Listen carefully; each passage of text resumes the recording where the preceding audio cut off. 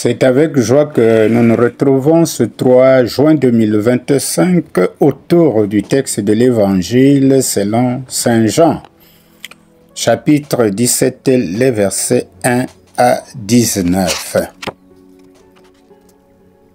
Alors, 2 points vont être développés dans cette prière sacerdotale de Jésus, entendu que les versets 20 à 26 ont été médités le dimanche dernier. Les 2 points à développer pour ce texte d'aujourd'hui. Premier point, Jésus prie pour lui-même, les versets 1 à 5. Deuxième point, Jésus prie pour ses disciples, les versets 6 à 19. Premier point, Jésus prie pour lui-même. Père, l'heure est venue. Glorifie ton Fils pour que ton Fils te glorifie. La gloire est le thème principal de cette prière, et cette prière est appelée sacerdotale parce qu'en la prononçant, Jésus fait acte de souverain sacrificateur. Il va s'offrir à Dieu comme une oblation ou offrande sainte. Et il prélude à ce sacrifice en intercédant pour ses disciples et pour toute son Église. L'heure est venue. Cette heure, c'est l'heure de la mort, qui sera suivie de la gloire, c'est-à-dire de sa résurrection et de son retour auprès du Père. La première chose que Jésus demande à son Père, c'est sa glorification. En d'autres termes, sa réintégration dans la gloire éternelle. Mais ce n'est pas avant tout pour lui-même qu'il redemande cette gloire. Son motif suprême est la gloire de Dieu. C'est pourquoi il se hâte d'ajouter « afin que ton Fils te glorifie ». Ainsi la gloire du Fils contribue à la gloire du Père. Dans nos prières, nos demandes doivent avant tout être axées à la gloire de Dieu le Père, comme Jésus nous en donne l'exemple ici. Paul nous enjoint en 1 Corinthiens chapitre 10 verset 31 que toute chose que nous avons à faire doit l'être pour la gloire de Dieu. Dieu avait déjà glorifié Jésus, comme nous pouvons le lire en Matthieu chapitre 28 verset 18. Et cette autorité que Jésus a reçue avait pour but d'accorder la vie éternelle à tous ceux que Dieu lui avait donné, comme nous le dit Jean chapitre 3 verset 15. Et cette vie éternelle consiste à connaître Dieu et à connaître Christ. Nos expériences peuvent nous témoigner que la rencontre et la connaissance de certaines personnes sont source de bénédiction et d'inspiration. Ce peut être notre conjoint, un parent, un ami, un moniteur, un homme de Dieu.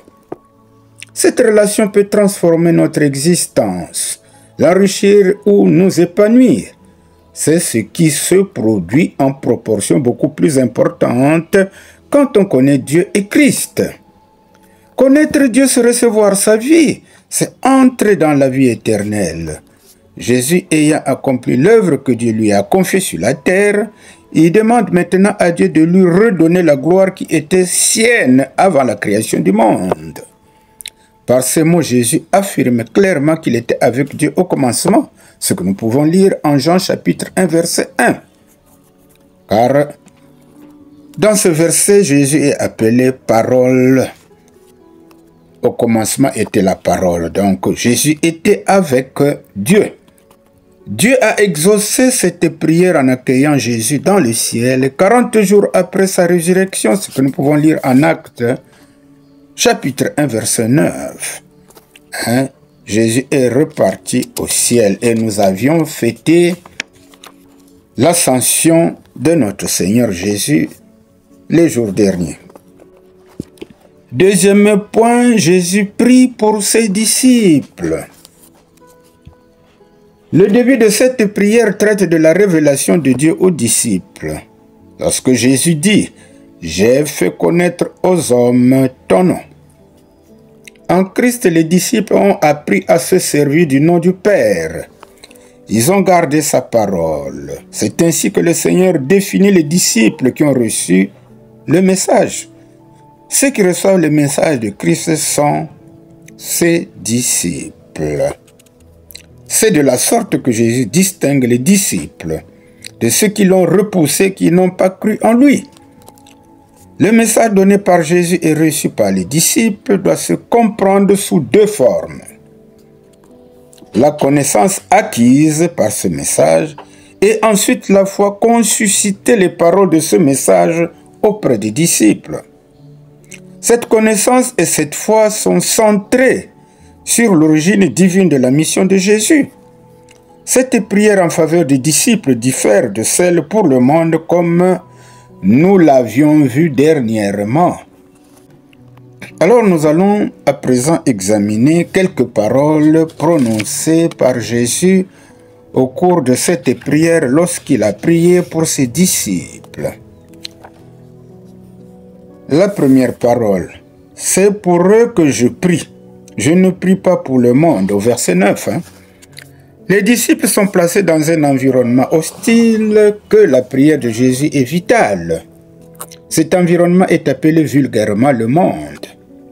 Jésus ne prie pas pour le monde, mais pour ses disciples et pour ceux qui croiraient à leur message. Cela ne veut pas dire que Jésus n'aime pas le monde. Il avait été envoyé pour le salut du monde, comme Jean chapitre 3, 16 nous le dit. La prière de Jésus pour les hommes de ce monde était qu'ils soient, qu'ils croient et qu'ils sortent de ce monde. Car Dieu veut que tous les hommes soient sauvés.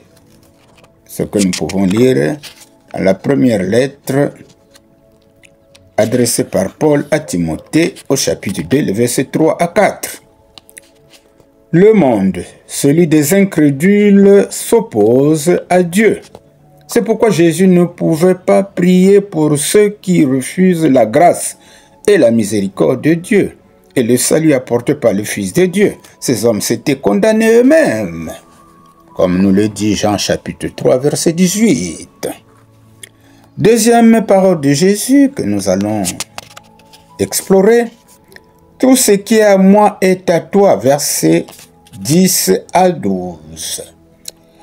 Tout ce que nous possédons vient de Dieu et retournera à Dieu. Parole que tout individu peut connaître, surtout quand il s'agit d'un événement malheureux, la mort. On a l'habitude de prononcer ces paroles. Nous venons de la terre et nous retournons à la terre. Nous venons de Dieu et nous retournons à Dieu. Mais à Jésus d'ajouter, et ce qui est à toi est à moi. Ah, parole qu'aucune créature humaine ne peut dire. Seul le Fils de Dieu peut affirmer pareille chose. Et lorsque Jésus déclare que sa gloire vient de ses disciples, au verset 10, il fait allusion à l'œuvre à venir de ses disciples après la Pentecôte. C'est pourquoi il demande à Dieu de les protéger du mal, quoiqu'ils ne soient pas toujours à l'abri des difficultés de toutes sortes. Combien cette prière a été précieuse, non seulement pour les premiers disciples, mais également pour tous ceux qui les ont succédés, et pour chaque génération de disciples. Et cette prière est destinée à tous ceux qui croient et qui croiront à Christ. Jésus a imploré la protection de Dieu à ses disciples afin qu'ils soient un, car il savait que Satan s'attaquerait à eux après son départ. L'arme de prédilection du diable pour saper l'œuvre chrétienne est la division. Jésus avait dit lui-même en Marc, chapitre 3, verset 25, « Une maison est divisée contre elle-même, une maison qui est divisée contre elle-même ne peut subsister. » C'est pourquoi il avait donné à ses disciples le commandement suivant, celui de s'aimer mutuellement. Ce que nous pouvons lire en Jean chapitre 13, verset 34 à 35. C'était le seul moyen de résister à Satan et de rester unis. Et ce moyen doit être utilisé, s'aimer mutuellement. L'unité du Père et du Fils repose sur l'amour. Et donc, toute véritable unité entre chrétiens doit être fondée sur cet amour divin qui est répandu dans nos cœurs par le Saint-Esprit. Jésus avait protégé ses disciples du mal pendant qu'il était avec eux. Seul Judas s'était égaré afin que l'Écriture s'accomplisse, comme nous pouvons le lire en Jean chapitre 13, verset 18. Ainsi, dans de nombreuses églises d'aujourd'hui, nombreux sont sur une liste de membres sans appartenir à Christ. C'est un constat, chacun de nous peut le vérifier pour ceux qui sont des véritables disciples de Christ. Alors, il y a une troisième parole de Jésus que nous allons explorer. Lorsque Jésus dit qu'ils aient en moi la joie, une joie complète, ce que nous pouvons lire au verset 13 à 16. Si la mort de Christ leur plongerait dans la tristesse, sa résurrection les remplirait de joie. La tristesse des disciples ressemblerait à la souffrance d'une femme qui accouche, mais dès que l'enfant est venu au monde, sa tristesse transforme en joie. Il en serait de même pour les disciples en 3 jours. Ils seraient abattus, ensuite Jésus ressuscitera des morts et viendrait à eux. Il soufflerait sur eux le Saint-Esprit et celui-ci demeurerait éternellement avec eux. Vous pouvez lire Jean chapitre 20, verset 22. Il leur communiquerait une joie que le monde ne pourrait jamais leur ôter et plus besoin de questionnement pour eux. Vous pouvez lire Jean chapitre 15, verset 11. Quatrième parole de Jésus que nous allons essayer de comprendre. Sanctifie-les par la vérité, versets 17 à 18. Sanctifier signifie mettre à part ou rendre saint. Cette œuvre est accomplie par la parole de Dieu qui est la vérité de Dieu. Tous les croyants sont sanctifiés par la parole. Ils sont mis à part pour un but saint. En d'autres termes, tous les croyants sont sanctifiés par la foi en Christ. Car Christ est la parole de Dieu et cette parole est pleine de grâce et de vérité. Ce que nous pouvons lire en Jean chapitre 1 verset 14. Il y a donc nécessité que nous soyons sanctifiés pour être dignes et aptes à servir Dieu dans ce monde. Pour être sanctifiés par la parole, nous devons obéissance à Dieu et le témoigner aussi, car Christ nous a donné un ordre de le témoigner dans le monde entier. Ce que nous pouvons lire en Actes des Apôtres, chapitre 1, verset 8. Dernière parole de Jésus, donc, dans ce texte, au verset 19. Jésus se sanctifie pour ses disciples.